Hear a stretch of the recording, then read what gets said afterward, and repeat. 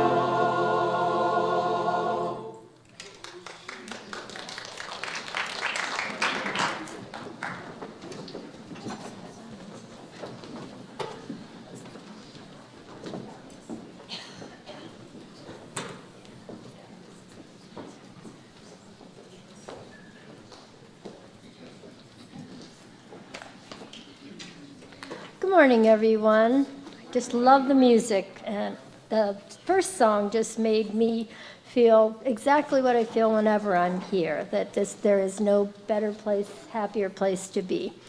Anyway, welcome to everyone here, as well as those joining us online, to Unity Spiritual Center, where our mission is transforming lives and inspiring people to make a positive difference in our world. My name is Karen Dunmore, and I am pleased to be your platform assistant this morning. Please take a moment now to silence your cell phones, and before you do, make sure to let your friends know, check in, and let them know that they too can turn in online and listen to our fabulous service. We want to begin our time together with our opening affirmation. I will say it once and then ask you to repeat it with me. There is only one presence and one power active in my life and in the universe, God the Good. Together, there is only one presence and one power active in my life and in the universe, God the Good. This is Unity's foundation principle. One presence, one power, one life, living through and as each one of us. This morning we will hear from Dr. Gary, whose talk title is entitled, When Love is Our Religion, and Reverend Jane will be leading the meditation. We are being blessed musically this morning by the choir and by Sean and Tawny Wright. So please stand if you're able and join us in the community song. Sing Hark the Herald Angels Sing.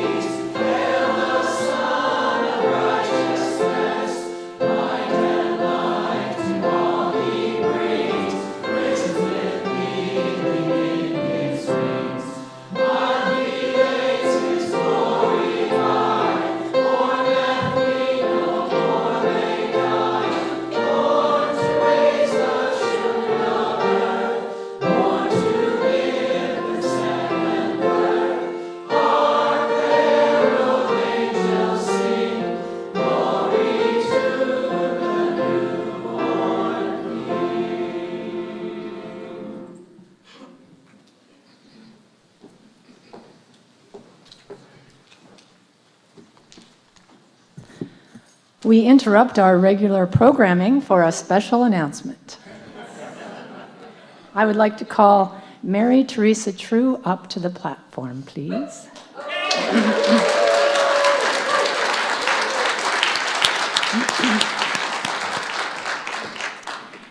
Not long after Gary and I arrived here as your new ministers, Mary Teresa came up to me and introduced herself as one of the licensed Unity teachers here at Unity Spiritual Center and as the chaplain coordinator, and our collaboration grew from there.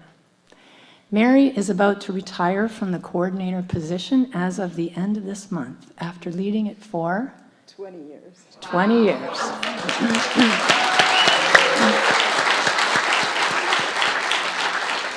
Think about where you were 20 years ago. I was freshly ordained, working in my first church as a very green minister with a lot to learn. And much has happened in those 2 decades. Gary and I have been witness to the last 5. During my time, Mary and I have worked together in many capacities: chaplain trainings, chaplain retreats, co-teaching a class, special services, children's day camp, women's retreat, a lot. And it's been wonderful. to work with you. So Gary has something he wants to add. So it was 5 years ago that Jane and I started candidating here, in last December, 5 years ago. And prior to our coming, I created a survey that I sent out to many people in our community. And a part of the survey was to find out if we were aligned with this community. And one of the questions on that survey was, where do you, in your times of challenge or need, turn to? Do you turn to the minister, or do you turn to the community? And the preponderance of responses was we turn to the community for our time of support and challenges and needs.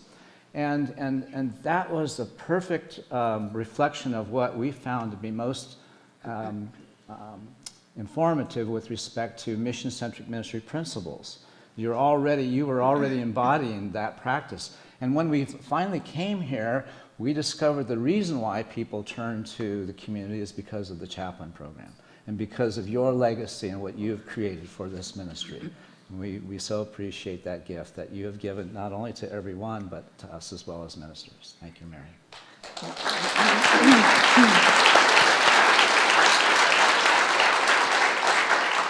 Mary has blessed us in many ways and will continue to serve as a chaplain, but not coordinator, until May. And when May arrives, she will be retiring from her teaching career of how many years? 42. 42 years. And then we'll be moving up to Priest Lake at that time, right? Yes. So until then, she will still be doing between service meditations. She did one today. On some Sundays. She'll still teach one more class on meditation in January. You'll hear more about that in a few minutes in the announcements. So even though Mary is leaving us in the capacity of chaplain coordinator, we will still be the recipients of her prayer consciousness for a few more months. So we want to first welcome and acknowledge all of her family members that are here today. Would you please stand so we can acknowledge that you're here?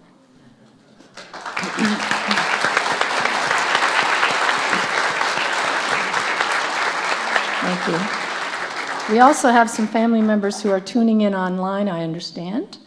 And I would like to invite all those who are joining us online to participate in this honoring, if you choose, by putting things in the comments section. And Caleb, our audio visual guru, will make sure that she gets the message. So now I'd like to invite our board president, Joan Breckling, to come forward.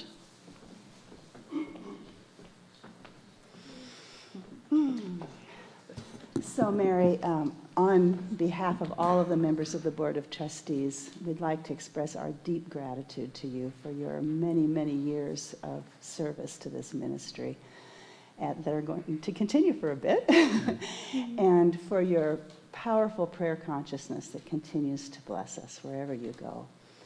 And also just for being an incredible embodiment of our mission of transforming lives and making a positive difference in the world. So we would like to present you with this gift from the entire congregation that is a token of our deep love and appreciation for you. Thank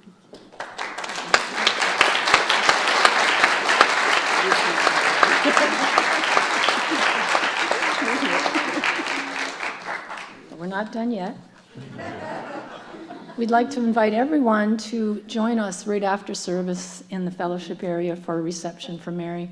Our chaplain team and members of our choir have provided finger foods, and there will also be cake. Also, we've put together a scrapbook with some tributes in this, and after the service, there'll be a table outside with papers, pens, markers, stickers. So please feel free to write just your blessings to Mary, and we will include them in the book as well. And we have some beautiful flowers for you, Mary, courtesy of our amazing, fabulous decoration, fabulous people in this church. Thank you so much to Jeff and Diane and Karen Dahl Darling for putting this together. For you to take. I'm not going to give them to you now, but there's a box to put them in to take them home. So, while we're sad to say goodbye to Mary Teresa when the time comes, we also celebrate with her as she moves into this mysteriously wonderful phase of her life called retirement. Yeah.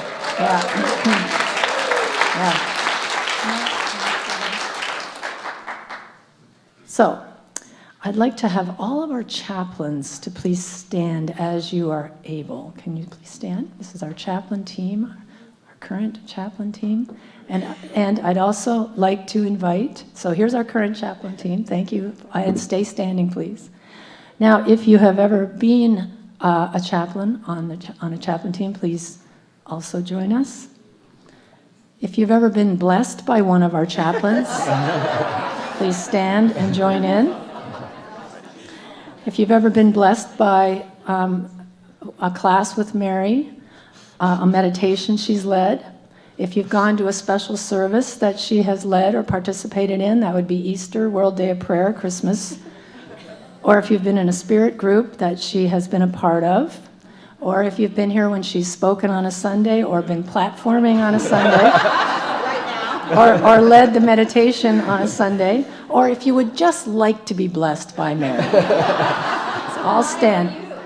Oh, and if your child was in YOU and she was a YOU sponsor, so let's stand as we're able and join me in blessing Mary Teresa, and the blessing is on the screen. Mary Teresa, we love you, we bless you, we appreciate you, and we behold the being of light that you are. And so it is.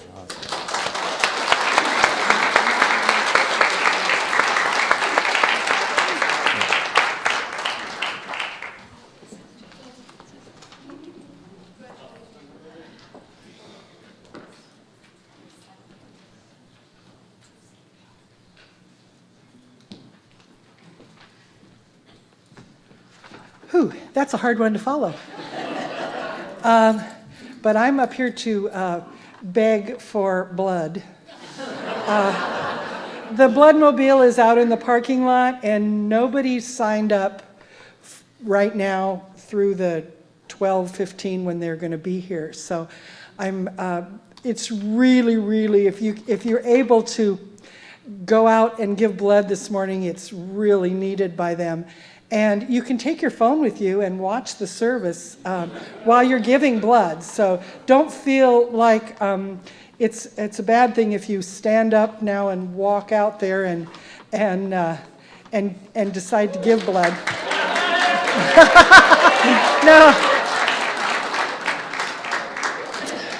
No, Gary, you have to give the talk.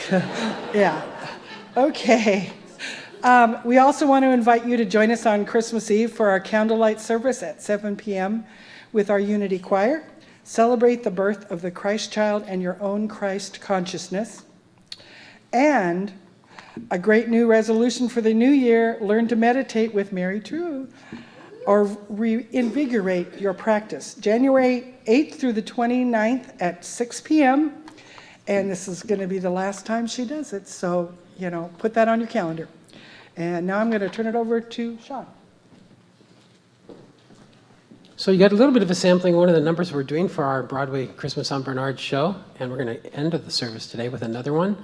Fabulous show. We've got Pam Benton is coming in to play fiddle on 2 wonderful numbers, and we have harp players and soloists and singers in our choir, and all this beautiful stage. It's really something to behold, and I'm proud of it, and you'll enjoy it. So if you can come Friday night, it's at 7 p.m. You can still get tickets after your service today.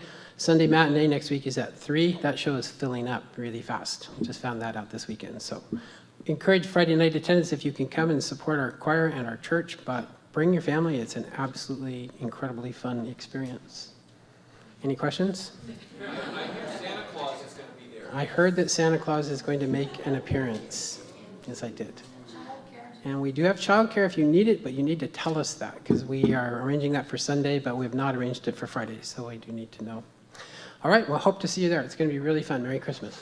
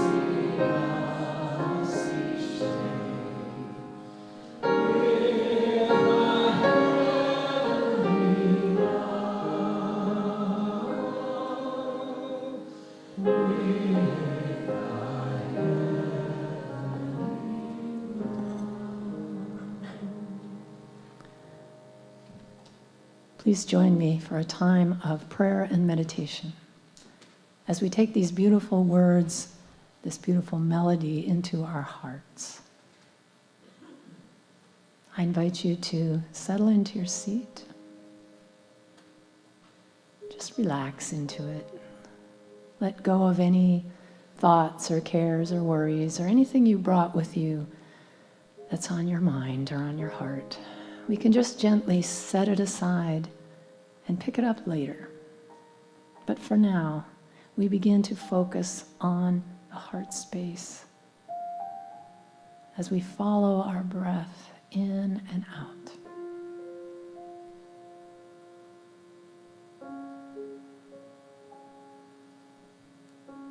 And we let our breath anchor us in this moment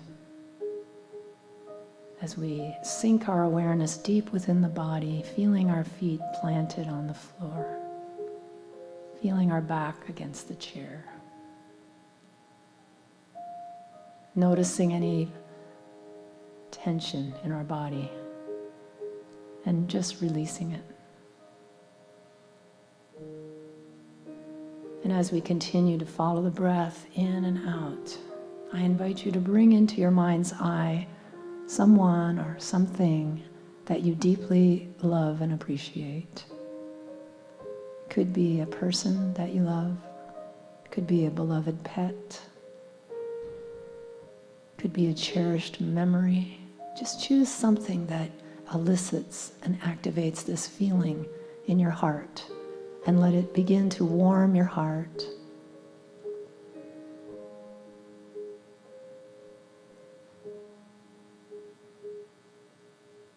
And as you continue breathing, noticing the breath going into the heart space, let that feeling grow and expand beyond your heart.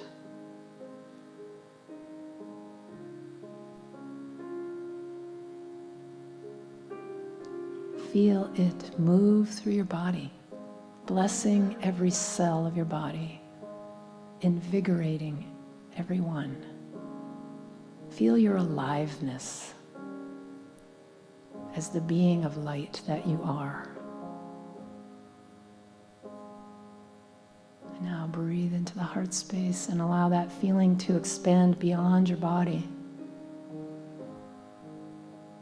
as we create an energetic field of appreciation. It's a high vibration, a healing vibration.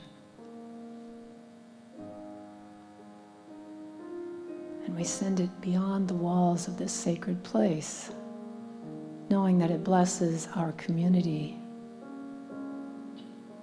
and encircles the earth. Every one of us is here to be the avenue through which divine love is shared with the world.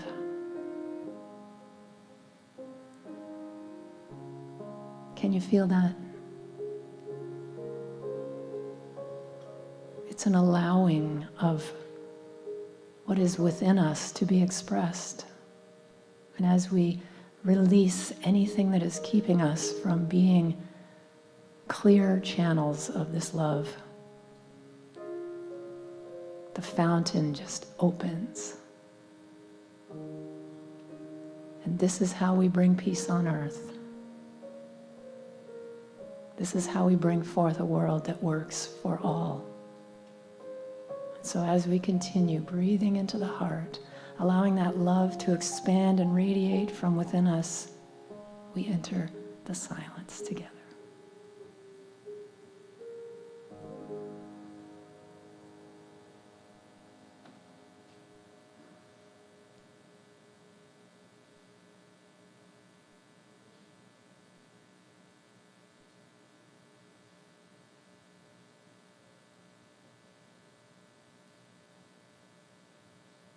God is our source of divine love, infinite divine love. And as we discover the wellspring within us and allow it to be expressed, we become inlets and outlets of the divine on this planet. And for this we are so grateful. And so it is. Amen.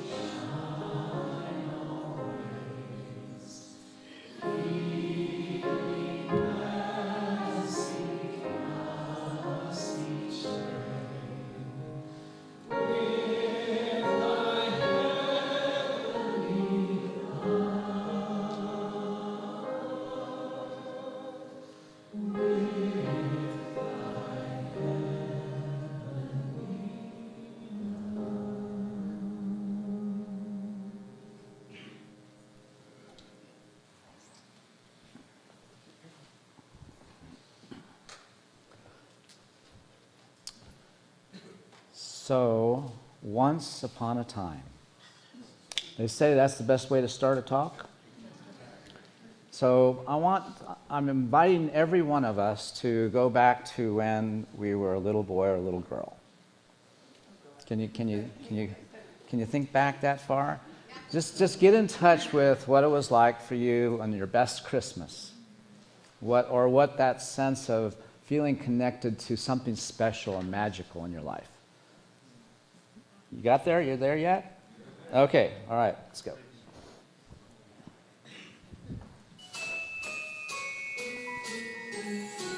An angel came to see Mary. She was doing laundry, and then the angel just appeared and she was really scared.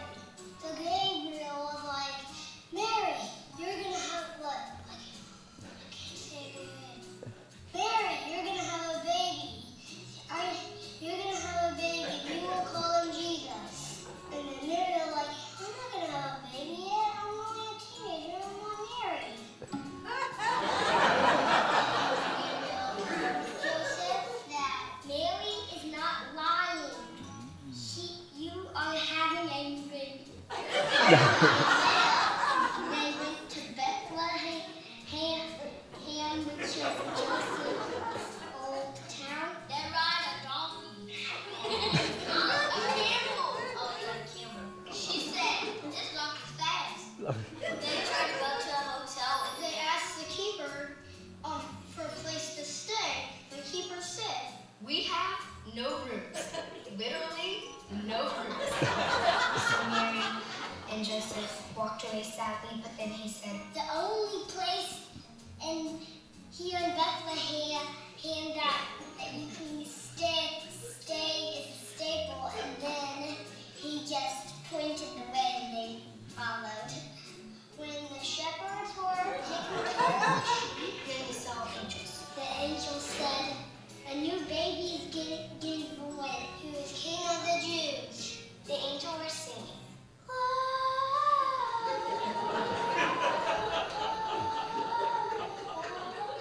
Yes. And then the shepherds said, I think we should go there and meet him. The second person said, yeah, I agree with you. The other said, yeah, me too. They had to walk through a bunch of grass, bushes, maybe have to camp out at night. Then the wagon heard about it, and then a star appeared. Well, we should probably follow that star. It's pointing down to the barn. So maybe we should follow it. Maybe. So the wise men went to Jesus. They gave them gifts. A stuffed animal, like a hippo one. Some diapers, and some wine, and some milk, some sugar, some Jordan, gold, and Latimer. And I don't know how it would survive in that barn. Too stinky, too crowded, and I think he probably, because the room was very smelly. Tommy, he's adorable. He's gonna be our best friend. I love you, and you're the best baby I ever seen. New baby is gonna change the world.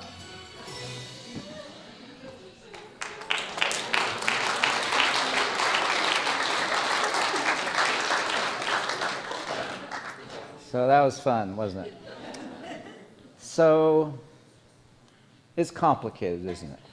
I mean, really, when we think about it, it's not only a time when we can get in touch with that inner child and reconnect to the magic of this holiday season and be inspired by the hymns and the music and the decorations.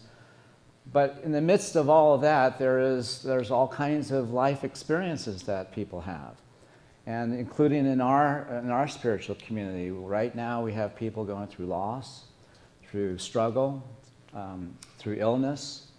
And it's sometimes a challenge to kind of allow the season to really be uplifting and inspiring when the reality of our life, it's complicated. It's filled with all kinds of conflicting messages and ways in which we're supposed to be. And if there's family involved in that chemistry of complication, you know, it makes it even a bittersweet sometimes dynamic as well. And when we have relatives that are far away, there's all kinds of things that make this season both special as well as a challenge, as well as something that makes it complicated. And I believe that part of what also feeds into that sense of Christmas being complicated, especially when we invest a lot of energy in the hope that this season brings us into relationship to. The sense that, and the yearning that peace on earth and goodwill towards all is what we are to aspire to be the avenue through which that experience can manifest. But that's not necessarily what we connect up this season to be about, our own experience of manifesting or expressing a greater sense of spirit and presence that this season invokes. We are challenged to kind of be in that mood or that state, but at the same time have to reconcile it with what's happening in our life. And part of my struggle as someone who is in this role of being a voice of principle or of spirit or of even our theological context, we struggle in a sense that here's the baby Jesus being born to be king, or at least bring forth a kingdom that is aligned with this concept or principle of spirit, of oneness, of the kingdom of God is within us. God has already given us that the whole sense that Christianity is really about bringing forth this expression that Jesus embodied, but somehow that sense that Jesus was here to be the model of the embodiment of what it means to live a life where your religion is love. Our Christianity, our Christian cultural context has sort of lost that message. At least it seems, because as I look out at the world and as I look at those who espouse to be Christian, there's some hypocrisy in that. That's the most polite way I can say it. And that affects how I'm able to kind of throw myself into the fullness of the season, because I see that we have really abandoned in some fashion why the legacy that Jesus as a child was born into demonstrating, and that we've instead got lost up in the dynamics of what's happening in the world that divide us and separate us, and then we go to Scripture for the justification to kind of do the things that we do. And you think about all the wars that have been created, in the name of Spirit, in the name of God. So part of how I reconcile the dynamic that our Christian heritage and the context of our theology being metaphysical as opposed to literal, the struggle is to really make relevant our practice of celebrating the birth of Jesus in the context of what he represents as our effort to emulate what his teaching and embodiment was. So part of the help in being able to go there for me has been to differentiate what could be described as the religion of Jesus and the religion about Jesus. That our Christian heritage is the religion about Jesus. And I was raised in Catholicism. And so if you're raised Catholic, you have a certain brand of how you view the world in the context of Jesus Christ's mission. If you're raised a Baptist or an Episcopalian, Catholic light, you have all of the savings and half the guilt. That's never heard that before. So for me, when I can differentiate the religion about Jesus from what Jesus stood for, what his life and teaching was all about, then I can see that the celebration of the baby Jesus is really a mirror or a representation of my journey. My journey is to arrive out of my innocence and into the intention to know my worth and to make a difference and to extend this experience, this embodiment of love as a part of what I bring. That's my gift unto the world. That's my purpose. That's a part of me having a transformative life experience. And so as I be in this question, what was Jesus's intentionality? And as I kind of remember that the Christ child was born to fulfill something, and also to remember that I was born to fulfill something. Every one of us was born to fulfill something. The problem is that none of us had Mary and Joseph as our parents. We didn't get the message that we are the one unto our life, here to make the difference. But instead, we took on other beliefs about ourselves. And then we looked towards authorities to give us a sense of if we're okay or not. We look towards religion to answer the big questions of life, as opposed to looking at how the master teachers lived their life and discern what the reality of their experience was and how we can enter into that same experience. And so as I, work with my own struggle to kind of open myself to the benefit of living in the magic of my inner child, basking in all the wondrous feelings of this season, I can only do that when I realize that what Jesus was trying to describe in the context of his religion was the power of what love is, as we actualize it in our life. And so as we just be in the question, when love is our religion, how does that inform how we're being in our world? And can we not begin to build upon that as our theology, as opposed to some external kind of institutionalized, prescribed, branded way in which we kind of engage in our celebrations and our traditions? Jesus, if we look at the life and teachings of Jesus, we will see that he was balking the system. His ministry was to stand against the conformity, the bondage that people lived in, and the intolerance that existed in those times. And so he basically described that, I'm breaking all the rules. This is the rule from now on. You got to love each other. And I'm modeling what that looks like. And as a matter of fact, that's how people will know that you're my disciples, is that you're able to embody this that I have taught. And as I see that was his mission, was to bring people into discipleship in the context of living love as our spiritual path, it makes perfect sense.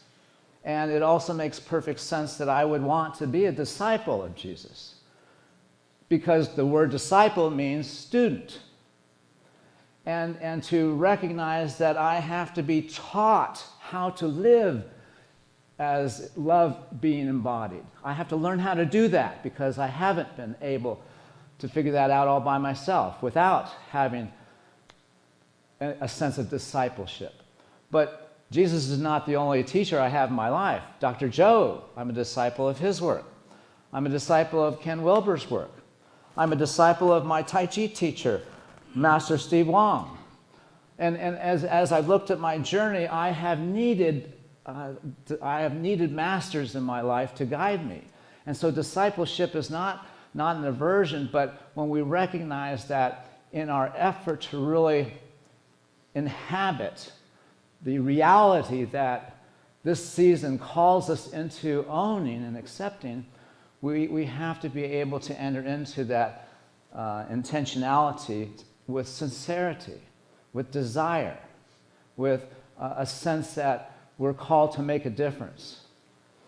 One of the differences that we need to kind of recognize is that absence of having love as our religion, everything that we do to ourselves comes back to us in the sense that, as Jesus says, that's what you have done to the least of my brothers and sisters, you've also done unto me.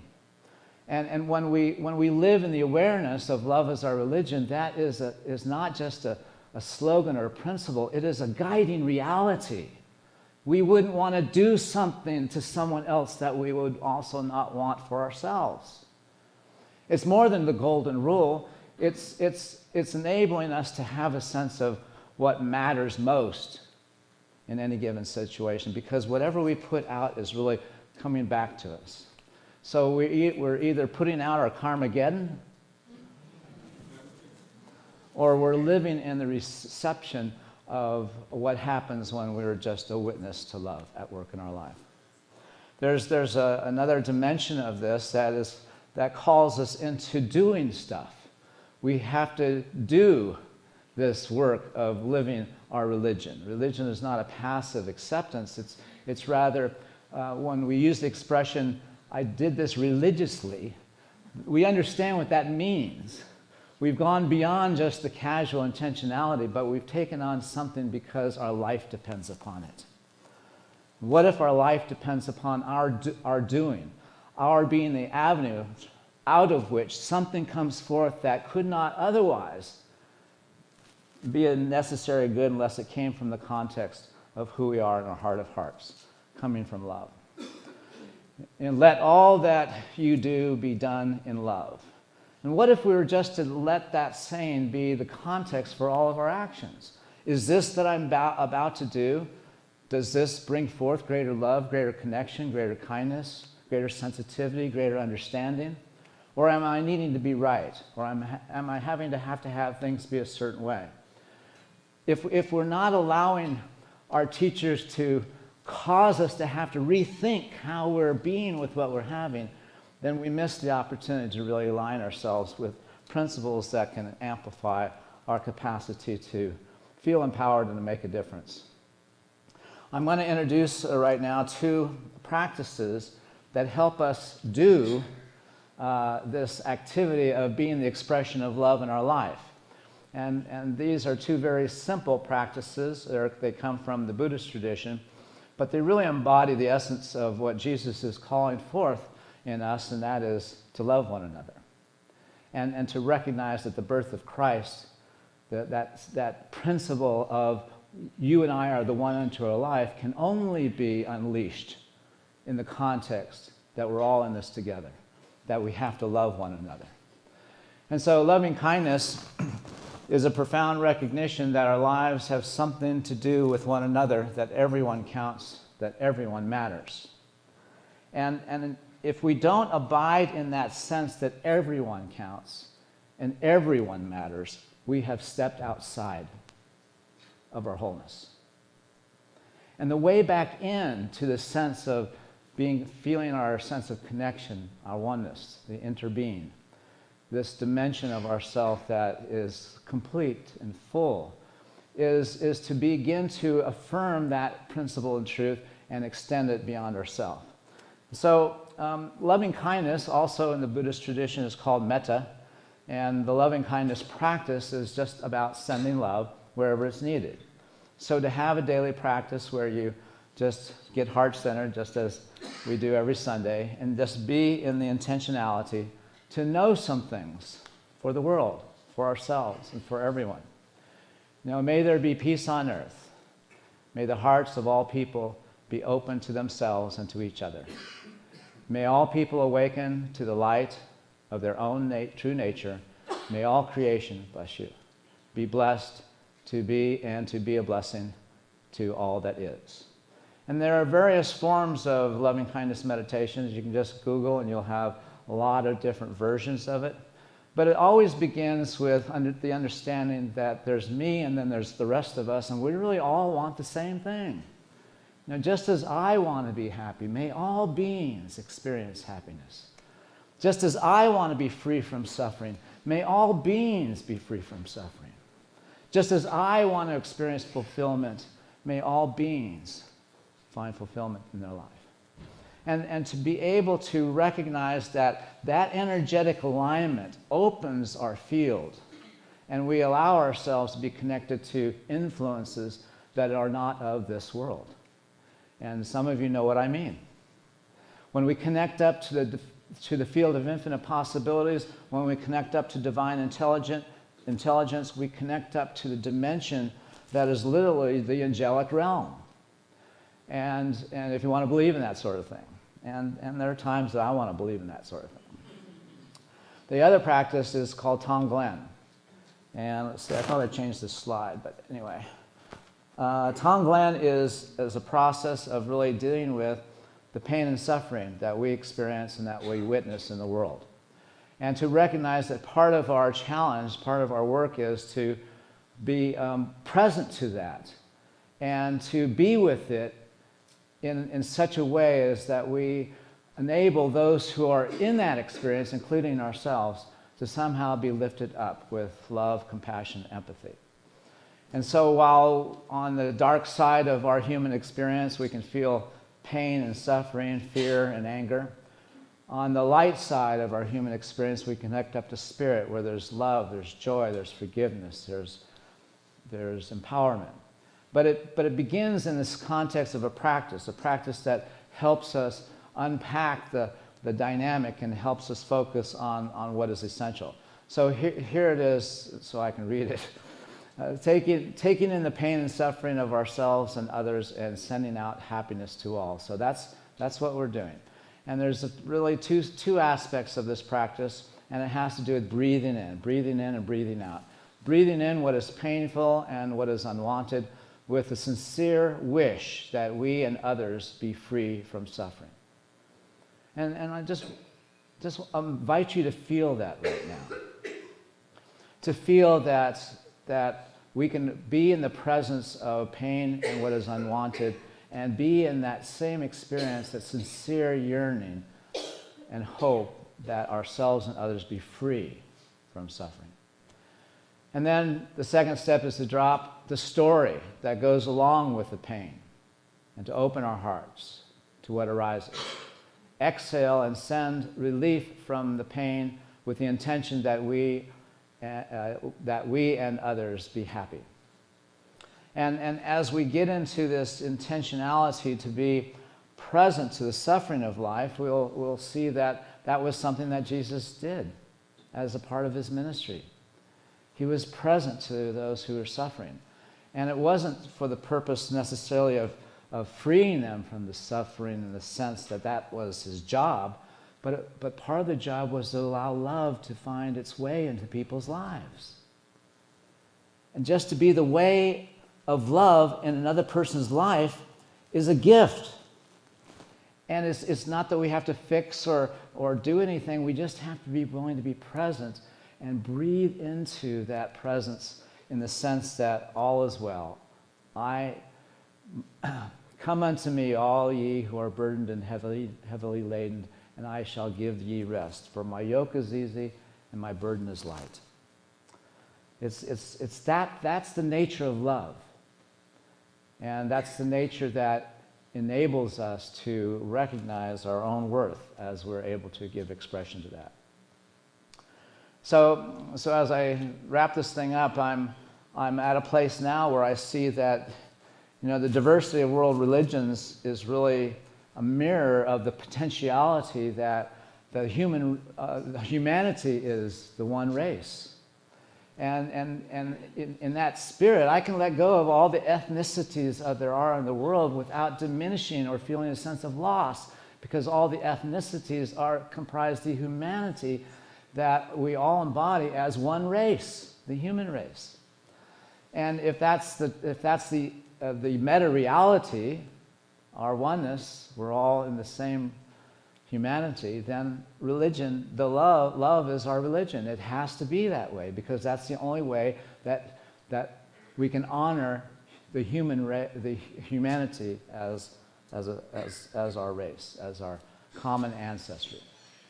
So I'm going to leave you with a short saying from Emmett Fox, a well-known New Thought leader. There is no difficulty that enough love will not conquer. No door that enough love will not open. No gulf that enough love will not bridge. No sin that enough love will not redeem. It makes no difference how deeply seated may be the trouble, how hopeless the outlook, or how great the mistake. A sufficient realization of love is enough to dissolve it all. If only you can love enough, you'll be the most powerful beings in the world. So, remember, love is the reason for this season. God bless you.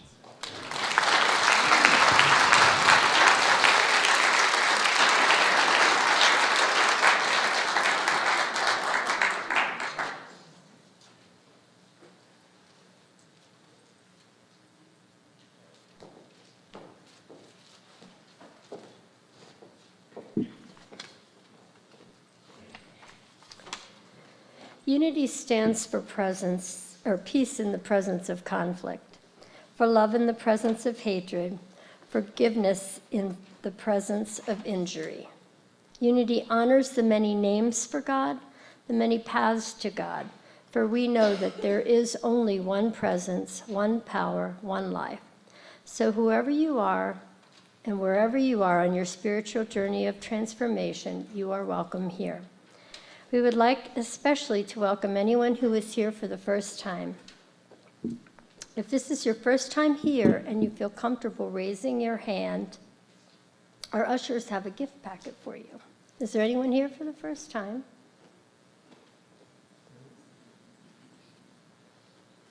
Welcome. Anyone else?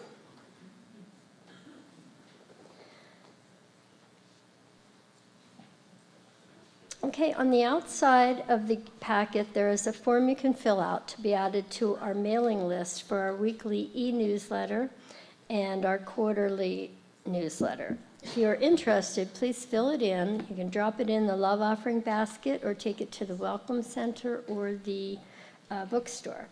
Also, after the service, you can take the packet to our barista stand and get a free beverage of your choice.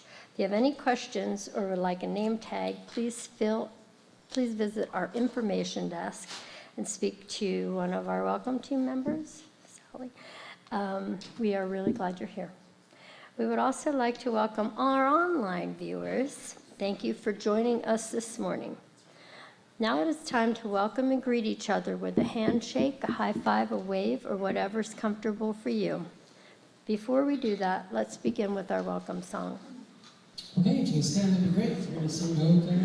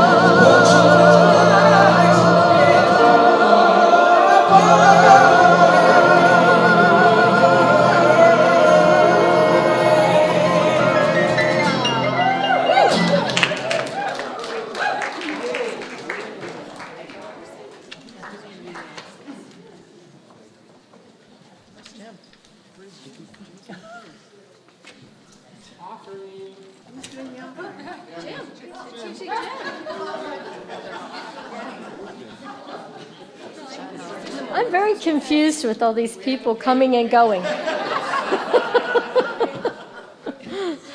Okay. Now it's time to celebrate abundance together as we share our tithes and love offerings. I invite you to hold your offering in your hand. And if you're joining us online, you can use the Donate tab that is on our website. So let us take a moment to let this sink into our hearts and bring forth a feeling of gratitude and generosity. Let's say together our love offering blessing. I know that my giving blesses and multiplies all that I have, and all that I give and receive. I give thanks for the abundance that is mine to share. So it is.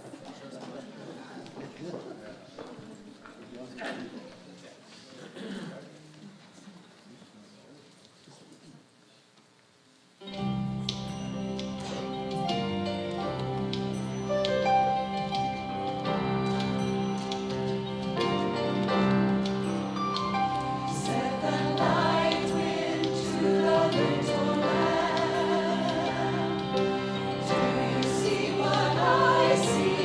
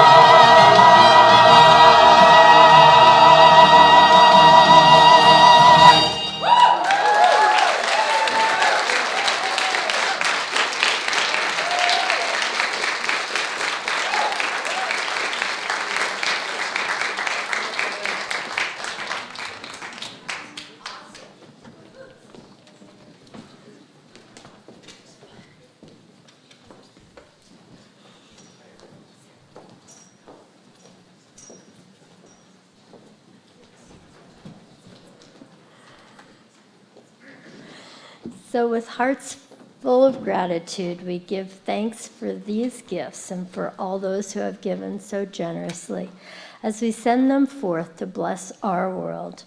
And so it is.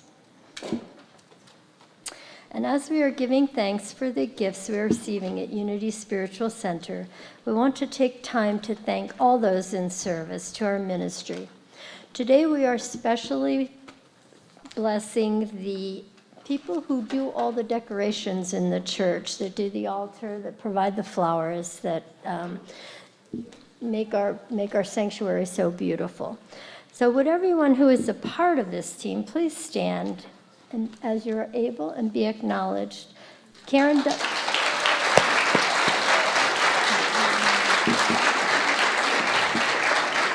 And a really special person who's not here today because she's in Cabo is Karen Dahl-Darling. But she does a fabulous job in providing many of these decorations. So our chaplains today are, we have Frida in the back who's been holding the service in prayer, and Gary Howard, who's going to be the chaplain. He'll be at the front of the sanctuary. If you have anything that is heavy on your heart or a celebration you'd like to share, you can pray with Gary, and he will hold it in prayer with you. He'll be at the front of the sanctuary right after this service. Thank you, Gary, for your service today, and you too, Frida. You can also fill in a prayer request form found in the seat back pocket in front of you and put it in one of our prayer boxes. There's one at the back of the sanctuary and one out in the foyer. Our prayer team will pray with you for 7 days, and then your requests will be sent to Silent Unity to be prayed over for the next 30 days. If you know of someone who is in the hospital and has requested a visit from one of our chaplains, please fill in the visitation form in the seat back pocket and place it in the prayer box. And I believe we have some children today. We didn't have any at the first service. I hear them.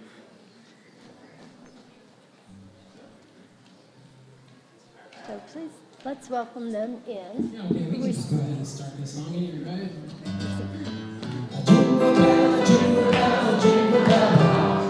Jingle bell swing and a jingle bell ring. Blowing is blowing, the bushels of fun. Now the jingle rock has begun.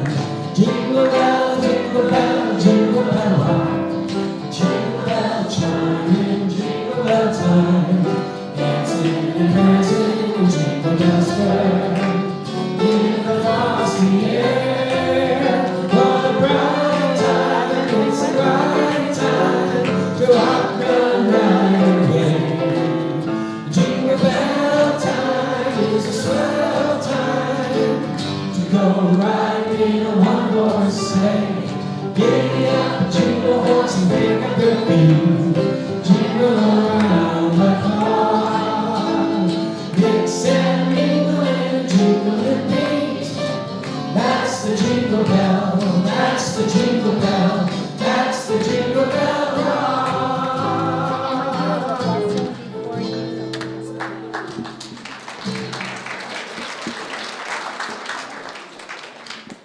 And do we have our candle lighters today? Where are you? Oh, there you are.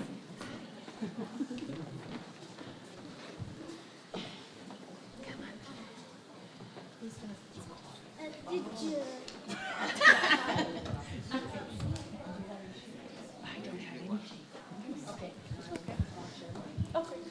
So this is the third week of our journey into Christmas, a journey to renew us through the birth of our own inner Christ. Today we light the third candle as we open our hearts in love. We light this candle to represent love.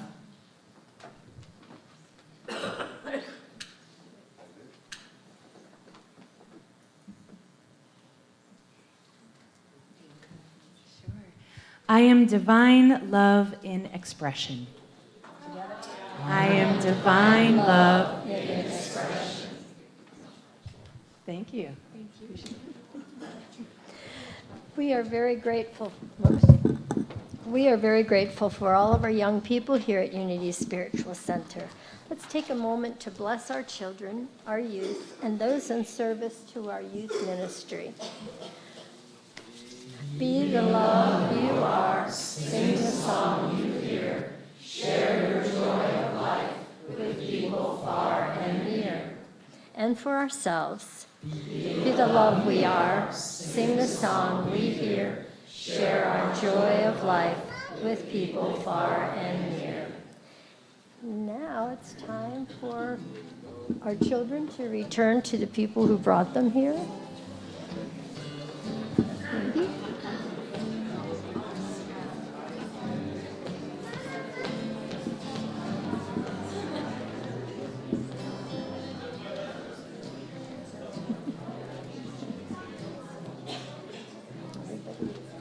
Everybody found? Okay, and now we'll do our closing prayer. So please stand as you are able and join together for our closing prayer, followed by the peace song.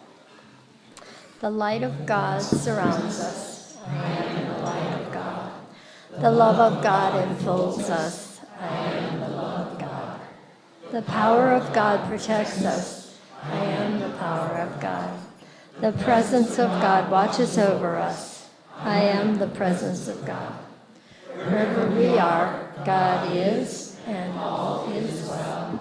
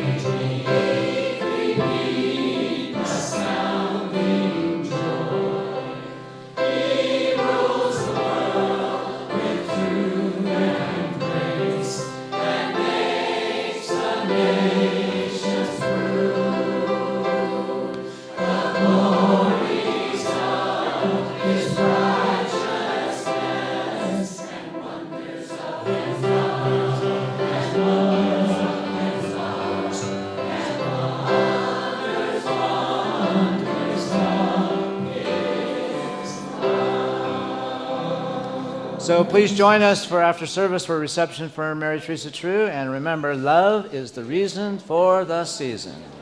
Merry Christmas.